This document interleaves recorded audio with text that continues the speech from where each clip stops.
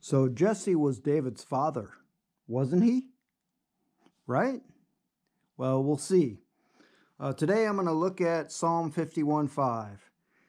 It's a verse that people use to try to prove that you're born with a sinful nature or original sin. So let's look at it. I'm going to go ahead and read it. Psalm 51, 4 and 5. Against you, you only, have I sinned, and done this evil in your sight, that you may be found just when you speak and blameless when you judge.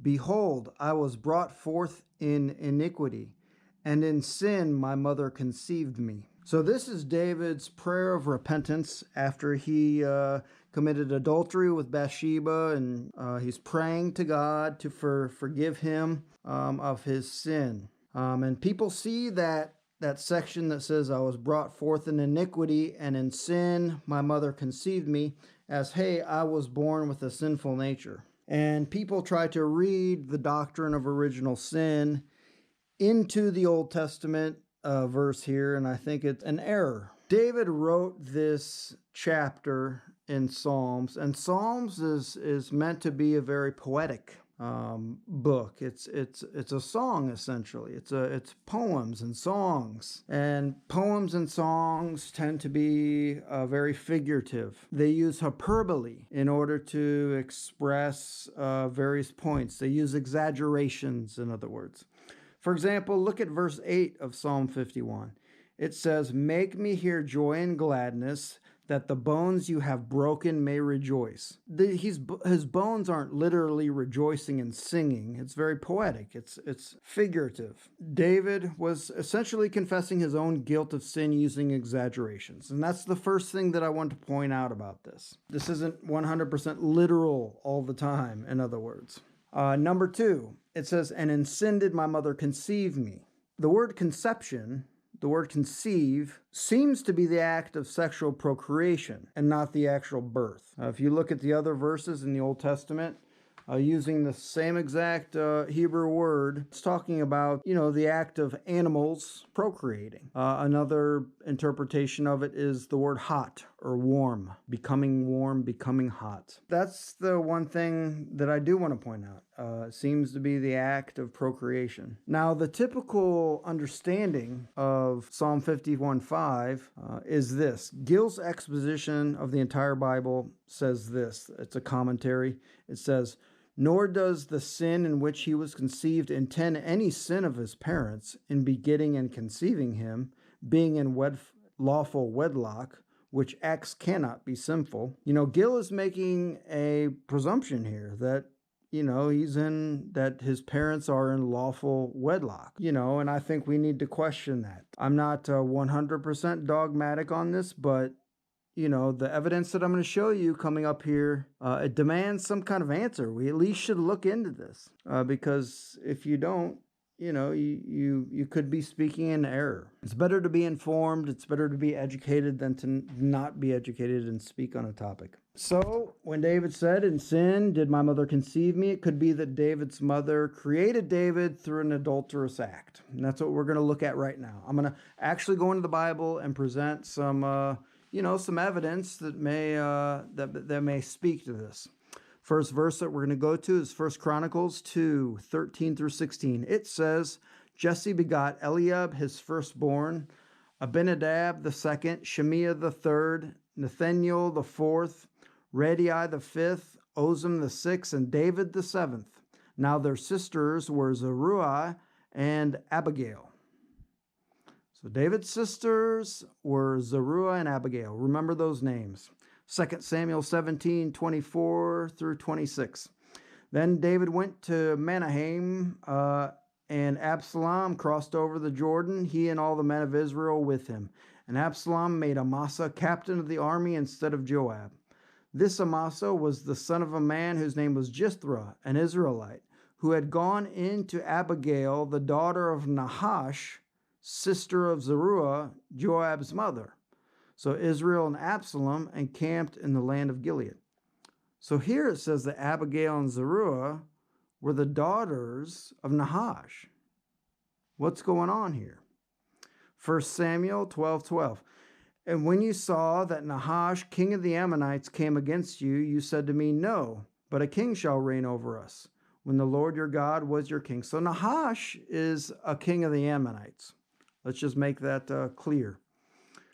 2 Samuel 10, 1 through 2, it says, it happened after this that the king of the people of Ammon died, and Hunan, his son, reigned in his place. Then David said, I will show kindness to Hanun, the son of Nahash, as his father showed kindness to me. So how can this be? We have David's sisters were Zeruiah and Abigail, but Zeruiah and Abigail were daughters of Nahash.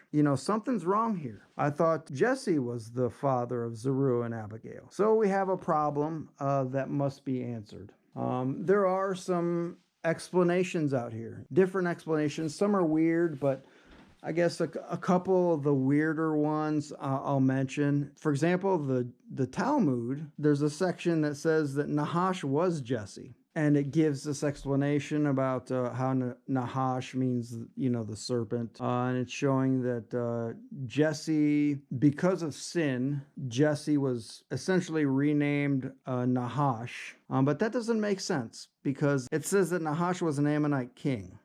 Right? And the way that David speaks in 2 Samuel 10, 2 through 4, it says, then David said, I will show kindness to Hunan, the son of Nahash, just as his father showed kindness to me. So David, doesn't seem to notice that this Nahash is Jesse, his father. He calls Nahash, which is the father of Hunan, his father, meaning Hunan's father, not Jesse's father. So that doesn't make sense at all. The second weird proposition is that Nahash was the name of David's mother, and that doesn't work either because, again, it says his father showed kindness to me. It doesn't say his mother, it says his father. So it's definitely a male, in other words. And it also says that Nahash is an Ammonite king and not a queen. So that's weird. People invent some weird stuff. Most likely there's two explanations that could explain this in a logical manner. The first one was Nahash and David's mother were married first, originally, and then divorced, and then the mother divorced and married Jesse as like a second marriage and had David. Under this proposal, Abigail and Zeruiah were David's stepsisters because they were Nahash's daughters in a previous marriage. The mother's sin would be that she conceived with Jesse after originally marrying Nahash. So Jesse would be David's real father, but he would be conceived in an adulterous marriage. Okay, and the second, more likely explanation is that David's mother was originally married to Jesse and then went and had an affair, so to speak, with Nahash and conceived David and his sisters with him, and him. And, really I like that explanation. I think it's a very plausible explanation. Even if none of these things are true, even if the common, evangelical explanation of these or common Western Christian explanation of these is true, we still have to do two things, no matter who you are. You have to acknowledge the dilemma of the sisters of David, or half-sisters, as it may seem, and still give an answer to it. An answer that's plausible. We've got two sisters here, not one with just the same name. We've got two sisters that need to be answered for, where it says that Nahash is their father. So the second thing to note, I guess, is that when David was praying this prayer in Psalm 51:5, he wasn't making an excuse and blaming his birth. That's what some people want to make it sound like, that David was saying, oh, I couldn't help it, and I was born a sinner. That's not David's attitude. Rather, it was just the opposite. David was broken and admitting his personal moral fault throughout his whole life, that he was to be rightfully blamed for. He was expressing that idea, it's my fault idea, in a very exaggerated and hyperbolic way.